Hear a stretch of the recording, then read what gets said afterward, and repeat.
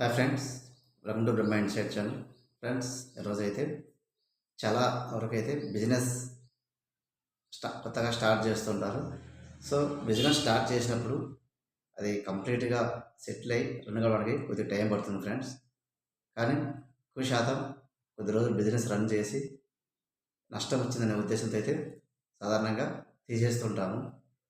So దీనికి సంబంధించి business settle అయ్యి ఏ విధంగా చేస్తేది గ్రోత్ అవుతుంది అనే విషయాన్ని అయితే ఒక 4 పాయింట్లు క్లియర్గా ఎక్స్ప్లెయిన్ చేస్తా ఫ్రెండ్స్. సో ఈ యొక్క 4 పాయింట్స్ ఖచ్చితంగా ఫాలో అయినట్లయితే మీకు కొత్తగా స్టార్ట్ చేసిన బిజినెస్ డెఫినెట్గా సక్సెస్ఫుల్గా రన్ అవుతుంది. వీడియో చివరి అయితే చూడండి, చాలా యూజ్ఫుల్ టిప్స్ అయితే ఇక్కడ 4 రకాలైన టిప్స్. ఇవి పాటించకపోవడం వల్లనే ఎక్కువ శాతం బిజినెస్ అయితే లాస్ కావడం కానీ మధ్యలో డ్రాప్ కావడం కానీ జరుగుతుంది ఫ్రెండ్స్. ఓకే ఫ్రెండ్స్, ఇందులో ప్రధానంగా ఫస్ట్ టిప్ వచ్చేసి అత్యవసర నిధి, అంటే అపత్కాల నిధి. మనం బిజినెస్ ఇన్వెస్ట్మెంట్ చేసిన తర్వాత సాధారణంగా వెంటనే అయితే బిజినెస్ పికప్ అయ్యి ఫ్లోగా జరగదండి. ఫుల్ ఫ్లెడ్జ్గా కొద్దిగా టైం పడుతుంది. కస్టమర్స్కి అందరికీ తెలియాలి కదా, ఏ బిజినెస్ అయినా కూడా. సో అప్పుడు ఒక 3 to 6 months వరకు అయితే మనకి టైం పడుతుంది. సో అలాంటప్పుడు మన ఎక్స్పెన్సివ్స్, ఏదైనా షాప్ బిజినెస్ రన్ కావడానికి, మన ఇంటి ఖర్చులు రన్ కావడానికి ఖచ్చితంగా ఎమర్జెన్సీ ఫండ్ అయితే ఉంచుకోవాలి. ఎందుకంటే బిజినెస్ జరగనప్పుడు మన అవసరాలు తీర్చుకునేందుకు ఖచ్చితంగా ఒక 6 months ఎమర్జెన్సీ ఫండ్ అయితే డెఫినెట్గా ఉంచుకోవాలి. అలాంటప్పుడు మాత్రమే మనం బిజినెస్ రన్ చేయగలుగుతాము. ఎందుకంటే చాలా వరకు ఆ వచ్చిన జరిగిన తక్కువగా స్టార్టింగ్లో జరిగిన ఆ మనీనే తిరిగి వాళ్ళ పర్సనల్ అవసరాలకు వాడుకోవడం వల్ల మాత్రమే తిరిగి రీఇన్వెస్ట్మెంట్ చేయలేకపోవడం వల్ల లాస్ అవుతుంది. ఫస్ట్ వన్ అదండి.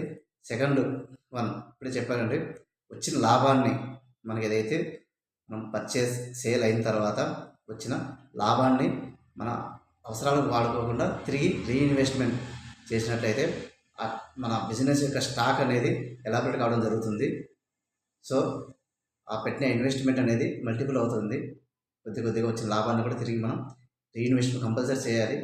ఆ వచ్చిన లాభాన్ని మాత్రం ఎట్టి పరిస్థితుల్లో మనం సొంత అవసరాలకు అయితే వాడుకోకూడదు. థర్డ్ వన్, ఇది చాలా ఇంపార్టెంట్ అండి. ఈ థర్డ్ వన్ టిప్పు, ఈ యొక్క టిప్పు సరిగా పాటించకపోవడం వల్లే డెఫినెట్గా మనకి లాస్ అయితే వస్తుంది.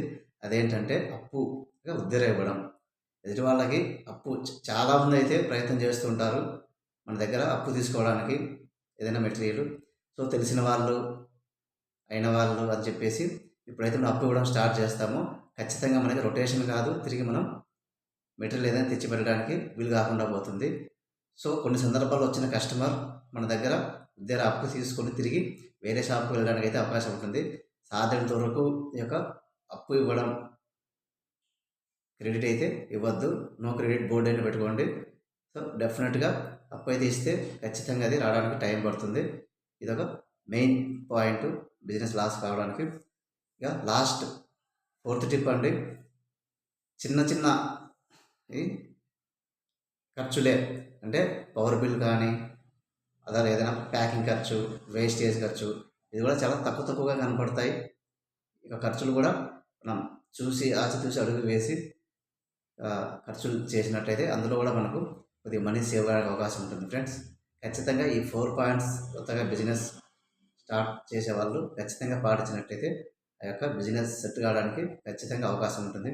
ఓకే ఫ్రెండ్స్, ఈ యొక్క 4 పాయింట్స్ నచ్చితే లైక్ చేయండి. అలాగే మీకు ఎలా అనిపించింది ఈ వీడియో కామెంట్ చేయండి ఫ్రెండ్స్. ఖచ్చితంగా అదేవిధంగా మన ఛానల్ యూజ్ అనిపిస్తే షేర్ చేయండి. ఇలాంటి మరిన్ని వీడియోస్ కోసం సబ్స్క్రైబ్ చేసుకోండి ఫ్రెండ్స్. నాకు చాలా యూస్ఫుల్గా ఉంటుంది మీకు, అలాగే నాకు సపోర్ట్గా ఉంటుంది. Thank you friends, thank you for watching.